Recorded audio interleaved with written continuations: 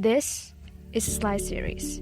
A quick thank you to our producers for making this series possible and your unflagging support for the Slide Series. If you want to support us, please hit the like button and subscribe to our channel. Best regards, Leonard Mendes. When glanced at a book and you hear the voice of another person, perhaps someone deaf for 1,000 years, to read is to voyage through time. Carl Sagan. Sometimes you read a book and it fills you with this weird evangelical zeal, and you become convinced that the shadow world will never be put back together unless and until all living humans read the book. John Green, The Fault in Our Stars. Where is human nature so weak as in the bookstore? Henry Ward Beecher. Our world keeps moving, our sorrow keeps haunting, our happiness keeps stretching, and our souls forever keep wanting more and more books to relish, to thrive, and to find something called home. Books are often referred to as a man's best friend. They are very beneficial for mankind and have helped it evolve. Books are a powerhouse of information and knowledge. Books offer us so many things without asking for anything in return. Books leave a deep impact on us and are responsible for uplifting our mood. In today's episode, I would love to walk you through the path I walked on in the last years, from when I was a high school student to a sophomore right now. The long trek I have unceasingly relished with my little close friends. Here are top 3 English novels that I, the Slide Series host, never stop rereading until I kick the damn bucket. So before jumping right into it, it is important to know that these novels are upper, intermediate to advanced levels and quite heavy going due to the use of some old English words and metaphors. But better try than never. I'll break things down for you. So number 1, The Scarlet Letter by Nathaniel Hawthorne. So today we have an extra special guest, the one that you guys have met before in this program. So Jacoby, would you mind sharing with us some information about the writer Nathaniel Hawthorne? I think he must be a really interesting man with an open mind because he has some kind of different attitude towards adultery, sin, and stuff like that. Sure, he is that kind of man, at least to me, Mendes. Well, he is something about Nathaniel Hawthorne. Nathaniel Hawthorne was born in Salem, Massachusetts in 1804. His family descended from the oldest settlers of Massachusetts-based colony. Among his forebears were John Hawthorne. Hawthorne added the W to his name when he began to write. One of the judges that at the 1692 Salem witch trials. Throughout his life, Hawthorne was both fascinated and disturbed by his kinship with John Hawthorne, raised by a widow mother. Hawthorne attended Bowdoin College in Maine, where he met 2 people who were to have great impact upon his life. Henry Wadsworth Longfellow, who would later become a famous poet, and Franklin Pierce, who would later become President of the United States. Much of Hawthorne's writing centers on New England. Many works featuring moral metaphors with an anti-Puritan inspiration. His fiction works are considered part of the Romantic movement and, more specifically, dark romanticism. His themes often center on the inherent evil and sin of humanity, and his works often have moral messages and deep psychological complexity. His published works include novels, short stories, and a biography of his college friend, Franklin Pierce, the 14th President of the United States. Pretty much helpful, isn't it? So it seems to me that his novel was considered a bombshell by the public at that time, pretty much the same as Madame Bovary, which will be discussed later. Yeah, no doubt about it. Okay, so Nathaniel Hawthorne's 1850 historical novel, The Scarlet Letter, explores guilt, revenge, and redemption in colonial America. Hawthorne blends supernatural elements with, psychological insight in his story of one woman's public punishment for adultery. So let me tell you guys a little bit about the novel itself. Now, the novel is set in a village in Puritan New England. The main character is, of course, Hester Prynne, a young woman who has born a child out of wedlock. Hester believes herself a widow, but her husband, Roger Chillingworth, arrives in England very much alive and conceals his identity. He finds his wife forced to wear the Scarlet Letter A on her dress as punishment for her adultery. After Hester refuses to name her lover, Chillingworth becomes, kind of obsessed with finding his identity. When he learns that the man in question is Arthur Dimmesdale, a saintly young minister who is the leader of those exhorting her to name the child's father, Chillingworth persists to torment him. Stricken by kind of guilt, Dimmesdale becomes increasingly ill.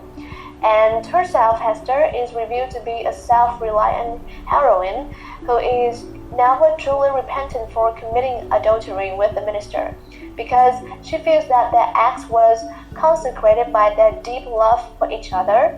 And although she is initially scorned, over time, I think her compassion and dignity silence many of her critics. Yeah, and in the end, Chillingworth is morally degraded by his monomaniacal pursuit of revenge.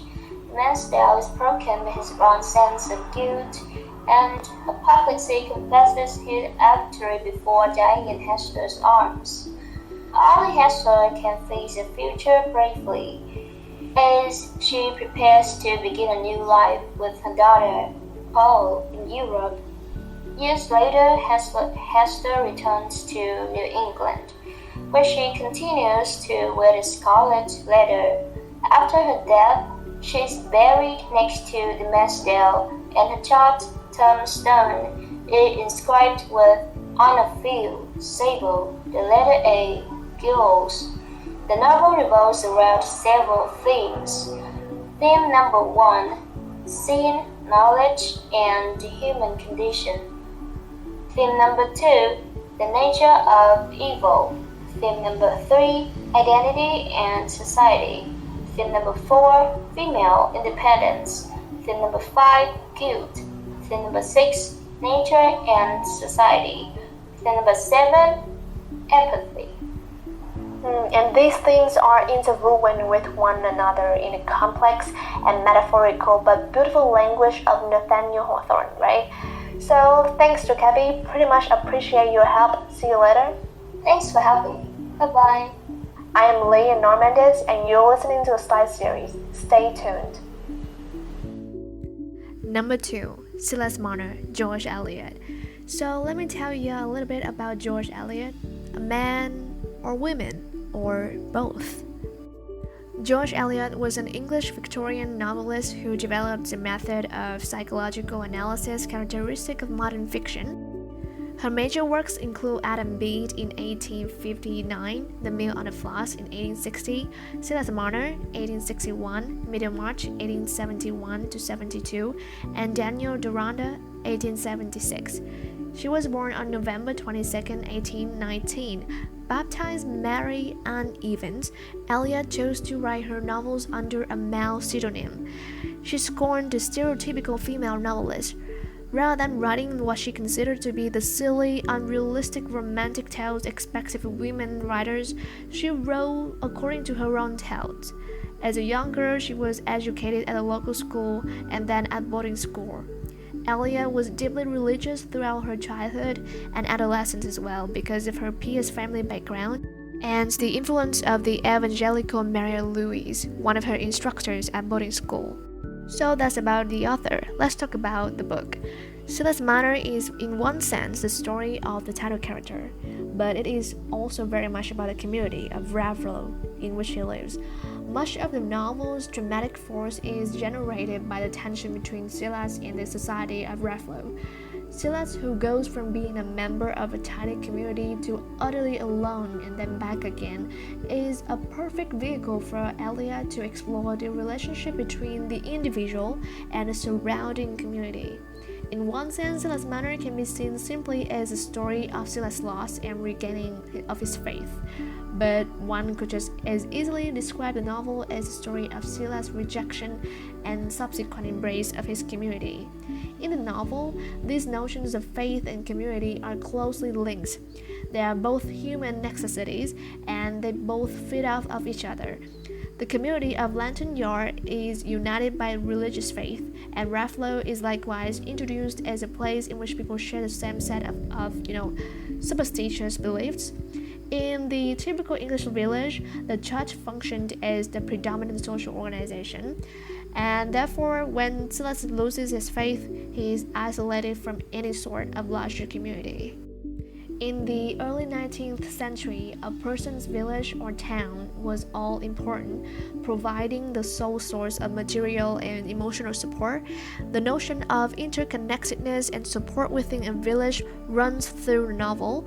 In such examples as the parish charitable allowance for the crippled, the donation of leftovers from the squire's feasts to the village poor, and the villagers who drop by Silas' cottage after he's robbed. The community also provides its members with a structured sense of identity as well. We see this sense of identity play out in Rathlow's public gatherings. At both the Rainbow and the Squire's dance, interaction is ritualized through a shared understanding of each person's social class and, of course, place in the community. As an outsider living apart from this social structure, Silas initially lacks any sense of this identity. Not able to understand Silas in the context of the community, the villagers see him as strange, regarding him with a mixture of fear and curiosity. Silas is compared to an apparition both when he shows up at the Rainbow and the Red House.